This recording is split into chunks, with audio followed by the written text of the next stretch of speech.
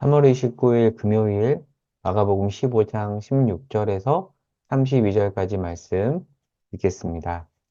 군인들이 예수를 끌고 브라이도리온이라는 뜰 안으로 들어가서 온 군대를 모으고 예수에게 자색 옷을 입히고 가시관을 엮고 씌우고 경례하여 이르되 유대인의 왕이여 평안할지어다 하고 갈대로 그의 머리를 치며 침을 뱉으며 꿇어 절하더라. 희롱을 다한 후 자색 옷을 벗기고 도로 그의 옷을 입히고 십자가에 못 박으려고 끌고 나가니라. 마침 알렉산더와 루퍼의 아버지인 구레네 사람 시몬이 시골로부터 와서 지나가는데 그들이 그를 억지로 같이 가게 하여 예수의 십자가를 지우고 예수를 끌고 골고다로 하는 곳에 이르러 모략을 탄 포도주를 주었으나 예수께서 받지 아니하시니라. 십자가에 못 박고 그 옷을 나눌세 누가 어느 것을 가질까요? 제비를 뽑더라. 때가 제3시가 되어 십자가에 못 박으니라. 그 위에 있는 죄패에 유대인의 왕이라 썼고 강도들을 예수와 함께 십자가에 못 박으니 하나는 그의 우편에 하나는 좌편에 있더라.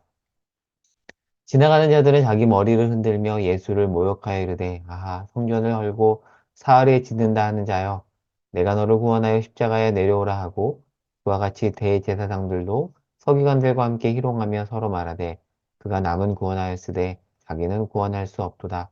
이스라엘의 왕 그리스도가 지금 십자가에서 내려와 우리가 보고 믿게 할지어다 하며 함께 십자가에 못 박힌 자들도 예수를 욕하더라. 아멘. 예수의 마지막 일주일 한번 그림을 보겠습니다. 저희가 교회에서 아이들 큐티하이 내용에서 가져온 게 그림인데요. 예, 성서 유니온에서 가져온 겁니다. 저희 치심교회에는 곳곳에 이 그림을 좀 붙여놓긴 했는데요. 예수님의 마지막 일주일을 이제 여정을 그려보면 이제 주일 이렇게 종료주일로 예수님께서 입성을 하셨고요. 월요일 성전 첫결 그리고 화요일에 성전에서 가르치셨고 수요일에 이제 배신을 당했죠. 그리고 이제 향유옥합을 깨뜨리는 사건이 있었고, 목요일에 최후의 만찬, 이제 금요일에 돌아가시죠. 그래서 오늘 바로 이제 여기에 해당이 됩니다. 이렇게 전체적인 흐름을 좀 그림으로 그리면 좀 이해가 선명할 것 같아서 저작권을 이야기하고 이 그림을 가져와 봤습니다. 자, 본문으로 돌아와 보겠습니다. 자, 오늘 본문 이제 16절부터 시작이 되는데, 어제 본문 15절에서 예수님께서 십자가형을 최종 판결 받았습니다. 마가는 이제 요약적 진술을 하다 보니까 자세히 언급하지 않지만, 누가복음 23장에 보면, 이제 빌라도에게 첫 번째 신문을 받다가, 이제 빌라도가 예수님이 갈릴리 출신이니까 헤롯에게 보내요. 하지만 이제 예수님이 거기 가서도 침묵을 하죠. 자, 그리고 빌라도에게 다시 와서 두 번째 신문을 받습니다. 이제 그런 디테일한 내용을 마가는 기록하지 않죠. 이렇게 두 번째 신문까지 받고 나서 이제 최종 십자가형 선고를 받습니다. 자, 그리고 이제 오늘 본문 16절에 보면, 자, 군인들이 그렇게 십자가형 판결을 받은 예수님을 데리고 어디로 왔다고 하냐면, 브라이도리온이라는 단어를 이렇게 기술을 하고 있어요. 세 번역에 보면 총독 공관이라고 하는데요. 이 단어는 사실 라틴어입니다. 그냥 직역을 한 겁니다. 자, 왜 그러면 이 마가가 이제 라틴어를 사용했는가? 12장에서도 보면 이제 과부가 헌금한 액수를 두렙돈이라고 하는데 하나 덧붙이죠. 두렙돈 곧 한 고드란트라고 하는데 고드란트는 로마 동전입니다. 그러니까 무엇을 의미하냐면 마가복음은 마가가 1차 독자인 로마인들을 대상으로 예수님을 종으로 소개하는 복음서거든요. 그러다 보니까 로마 독자를 상당히 염두에 둡니다. 그러니까 마가 요한이라는 이름 자체가 이제 마르코 요한이라고 하는데 마가가 로마식 이름이고 요한이 유대식 이름이거든요. 그러니까 뭐죠? 이중 국적자입니다. 예를 들면 우리나라에서 뭐 데니얼 강이라고 했을 때 이름만 들어도 우리가 이중 국적자라는 거, 뭐 이중 언어 구사자라는 것을 알 수 있듯이 마가가 그런 사람이었거든요. 그래서 나중에 그 베드로 통역관 역할도 하잖아요. 이게 로마 독자를 염두에 두고 지금 이 단어를 쓰는데 이 브라이드 오리온은 총독 공간입니다. 그러니까 빌라도의 이제 공간을 얘기하는 거죠. 자, 그런데 다음 이제 화면을 보면 자, 십자가형에 대해서 이제 설명을 조금 드려볼게요. 십자가형은 가장 수치스러운 형벌입니다. 그래서 그 로마의 키케로가 이런 말 하죠. 유명한 사람이죠. 키케로 한번 들어보십시오. 자, 키케로의 말입니다. 가장 잔인하고 끔찍하며 그래서 적합한 말이 없기에 어떤 말로도 묘사할 수 없는 형벌. 그렇게 십자가형을 이야기합니다. 그래서 로마 시민권자는요, 아무리 큰 죄를 지어도 십자가형을 면제받았습니다. 그만큼 고통스러울 뿐만 아니라 이렇게 공개적인 장소에서 드러나기 때문에 본인뿐만 아니라 그 가족, 지인들 모두에게 수치가 되는 계속해서 잔상이 남는 그런 끔찍한 형벌이었습니다. 그러니까 바로 죽이지 않고 이렇게 손발에다 못을 박고 고통을 겪게 하고 서서히 죽게 하면서 공개적으로 보여주는 정말 끔찍한 형벌이었습니다. 자, 오늘 본문을 좀 볼게요. 자, 17절에서 20절 성경 말씀을 보시면, 자, 군인들이 이제 공간에서 예수님께 자색 옷을 입힙니다. 왜 하필 자색 옷일까요? 자색은 구약에서도 누누이 나오고요. 어, 사도행전에서도 보면은 루디아가 누구죠? 루디아가 자색 옷감 장수입니다. 그러니까 자색은 왕이 입는 옷인데 그러니까 루디아가 자색 옷감 장수라는 것은 고급 옷을 파는 여자였다는 거예요. 그래서 그녀가 굉장히 부자였음을 유추해 볼 수 있고 그녀가 나중에 이제 빌립보 교회 예배 초소를 공급하잖아요. 그러니까 자색 옷은 왕이 입는 옷인데 지금 군인들이 예수님께 왕이 입는 옷을 이렇게 입히는 겁니다. 왜 입히는 걸까요? 조롱하는 거예요, 지금. 그리고 나중에 다시 벗기거든요. 그리고 나서 가시관도 씌우고요. 그 다음에 갈대로 머리를 치고 침을 뱉습니다. 희롱을 하죠. 자, 그리고 다시 벗기고 끌고 나옵니다. 자, 지금 이 모든 내용은 마가복음에는 자세히 기록되어 있지 않지만 나머지 사복음서 내용을 엮으면 이렇게 이제 내용을 정리해 볼 수 있습니다. 자, 그리고 이제 거짓 충성을 다하는 흉내를 군인들이 냅니다. 이런 거죠. 야, 너 왕이라며? 이거 근데 이거밖에 안 돼? 막 침을 뱉으면서 군인들이 이렇게 하는 겁니다. 고대 근동 이 당시 이 지역 문화에서 수치를 당하는 것은 물리적 폭력보다 더 조롱스러웠습니다. 왜냐하면 이 문화 자체가 수치 명예 문화다 보니까 맞는 것보다 그렇게 명예가 손상되는 것이 더 힘들게, 사람을 힘들게 하는 거였거든요. 이 문화에서 이해한다라면 지금 예수님은 가장 끔찍한 지금 조롱을 당하고 있는 겁니다. 자, 이어서 이제 본문 말씀해 보면, 자, 21절. 자, 그리고 나서 그렇게 지금 예수님께서 십자가에 이제 못 박으려고 예수님을 끌고 나가는데, 자, 그중 이제 지금 나가야 돼요. 왜냐하면 지금 십자가형은 성 내가 아니라 성 밖에서 하거든요. 그러니까 지금 이제 나가는 중에 자, 21절에 보면 알렉산더와 루포의 아버지인 구레네 사람 시몬이 등장을 합니다. 근데 이 시몬이 구레네 사람, 그러니까 구레네가 약간 니그로 약간 얼굴이 검다라는 뜻이거든요. 자, 구레네 사람 얼굴이 검죠? 구레네 사람 시몬이 그냥 지나가는 길이에요. 근데 지나가는 길에 지금 억지로 십자가를 집니다. 무슨 상황일까요? 자, 지금 예수님은 채찍질을 당했는데요. 이 당시 로마 군인의 채찍은 그냥 가죽 채찍이 아니라 채찍에 이렇게 쇠구슬이 달려 있어서 그 쇠구슬 채찍에 맞으면 온몸에 피가 나고 난리가 납니다. 그러니까 지금 만신창이가 됐고요. 그리고 십자가는 한 15kg 이상이 되거든요.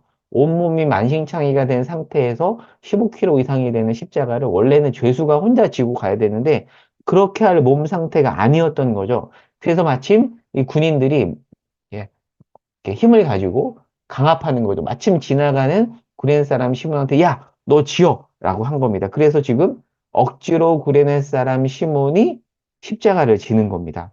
자, 한편으로 본다면 지금 예수님이 얼마나 육체적으로 힘들었는가를 유추해 볼 수 있는 거죠. 자, 그리고 22절 어디로 가죠? 골고다. 공개 처형 장소 바깥으로 가. 이동거리가 꽤 있는 겁니다. 꽤 긴 그 이동거리를 십자가를 지고 가야 되는데 혼자 갈 수 없는 상황에서 구레네 사람 시몬이 지금 억지로 동행하고 있습니다. 자, 그리고 이어서 23절에 보면 모략탄 포도주를 먹이는데요. 일종의 마취 역할을 하는 겁니다.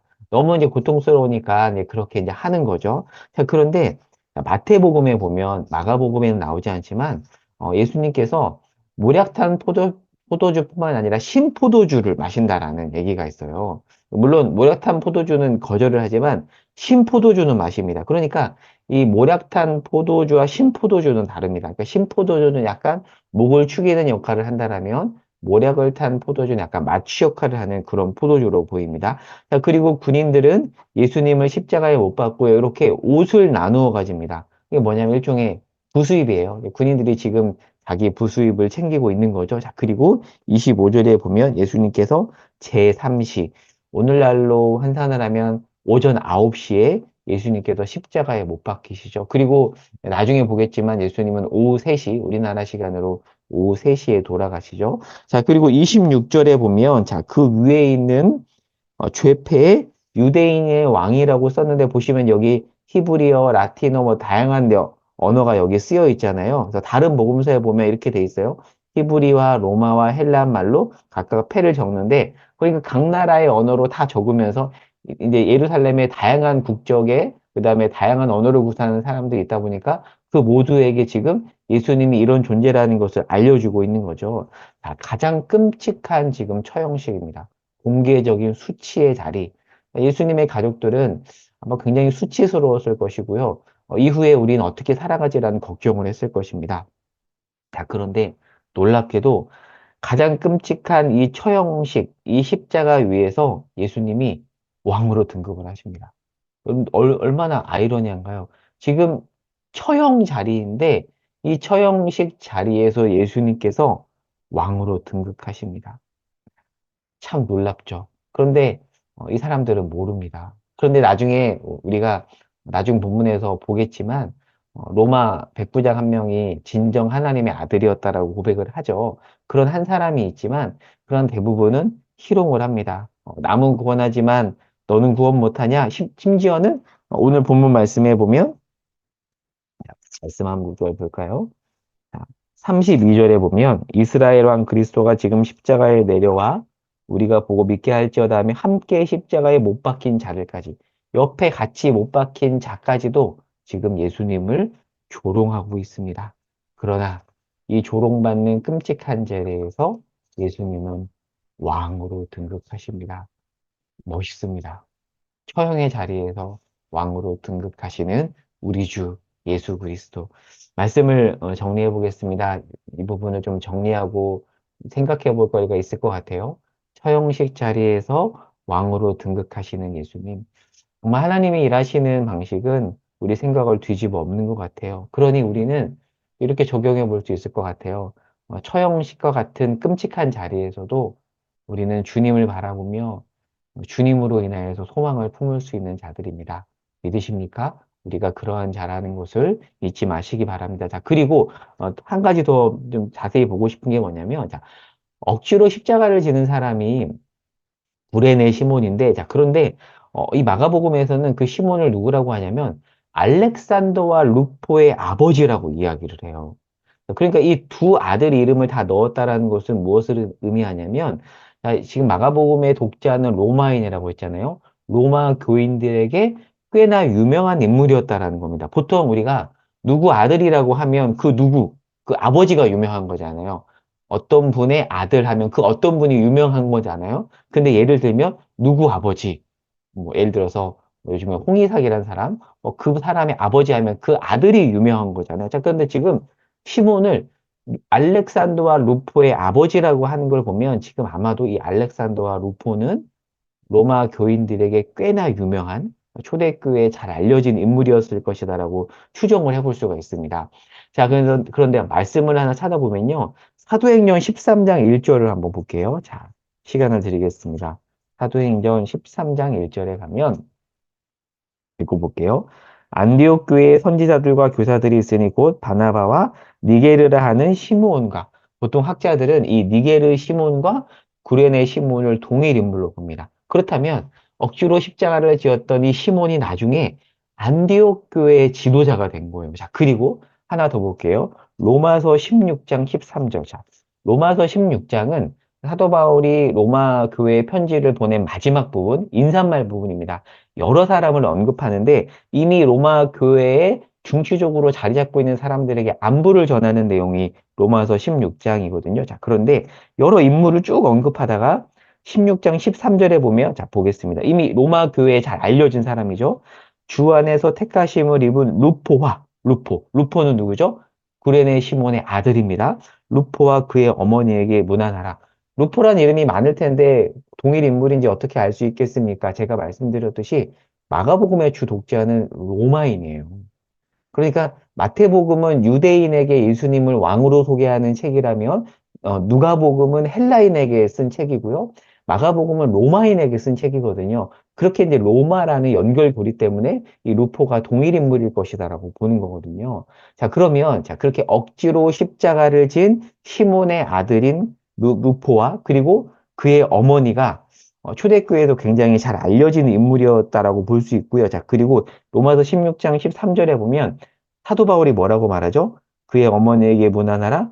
그의 어머니는 곧 내 어머니라. 그러니까 구레네 시몬, 억지로 십자가를 진 시몬의 와이프는 아내는 사도 바울에게 영적인 어머니가 되었다라고 볼 수 있습니다. 하나만 참고로 얘기를 해볼게요. 그 부활절에 우리가 계란을 먹는데 계란을 먹는 또 성경적 근거는 없잖아요. 그런데 그 계란을 먹는 그 이유에 대해서 여러 가지 설이 있는데 그 중에 한 그 설이 뭐가 있냐면 이 시몬이 계란 상인이었대요. 그래서 계란을 먹는다라고 이렇게 주장하기도 합니다. 이거 참고로만 말씀을 드리고요. 이제 말씀을 이제 맺을게요. 여러분, 구레네 시몬은요, 십자가를 억지로 졌습니다. 그런데 그렇게 억지로 진 십자가가 놀랍게 그에게 놀라운 복이 되었고요. 가족에게도 복이 되었습니다. 제가 그림 하나 보여드릴게요. 제가, 기도 제목에서 가져온 그림인데, 여기 보면 잠자고 있는 아이를 예수님이 깨우는 장면인데요. 저는 물론 이게 너무 억지 적용이라고도 볼 수 있지만요. 우리가 특별히 가족 중에서 아직 교회를 안 다니거나 예수님에 대해서 외면하는 자들이 있다면 저는 가끔은 너무 강압할 필요는 없지만 기회를 잡아서 억지로라도 데려가면 좋다고 생각을 해요. 왜요? 모르잖아요. 억지로 갔다가 거기서 주님을 만날지 누가 알겠습니까? 저는 가끔 교회에 누군가가 억지로 왔을 때 은혜를 누릴 수 있다고 생각해요. 그래서 어떻게든 우리가 불신 가족을 그냥 놔두지 말고 교회에 데려오도록 힘써야 된다고 생각해요. 제가 개척교회 목사니까 그런 말을 하는 게 아니라 꼭 우리 교회만 데리고 오라는 얘기가 아니라 다른 교회라도 아니면 온라인으로라도 말씀을 듣게 하고 그런 자리로 이끌었을 때 억지로 간 것이지만 그 자리에서 주님을 만날 수 있다라는 거죠.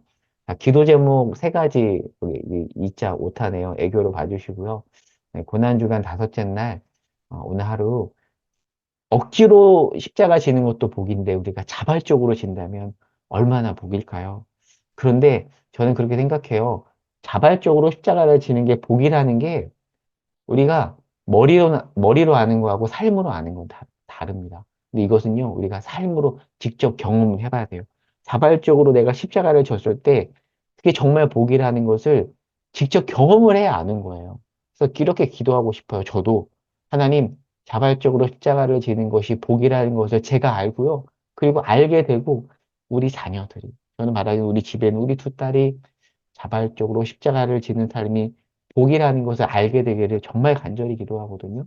그리고 두 번째 제가 이 그림에서 보여준 것처럼 억지로 가서도 은혜를 누린다면 자발적으로 가면 얼마나 은혜를 누리겠어요. 근데 억지로 가서도 은혜를 누리니까 우리가 특별히 교회 안 다니는 가족, 예수를 모르는 가족이 있다라면 이렇게 이끌어야 되는 책임이 또 우리에게 있는 것 같아요. 그리고 오늘은 특별히 이런 가족을 위해서 기도했으면 좋겠고요. 마지막으로 개인 기도 제목을 가지고 주 앞에 기도하도록 하겠습니다. 네, 제가 기도하고 마치겠습니다. 하나님, 시몬은 억지로 십자가를 지었지만 억지로 진 그 십자가가 그에게 복이 되었습니다. 하나님, 억지로 졌는데도 복이 되었는데 하물며 우리가 자발적으로 자기를 부인하고 십자가를 졌을 때 그것이 우리에게 얼마나 큰 복일까요?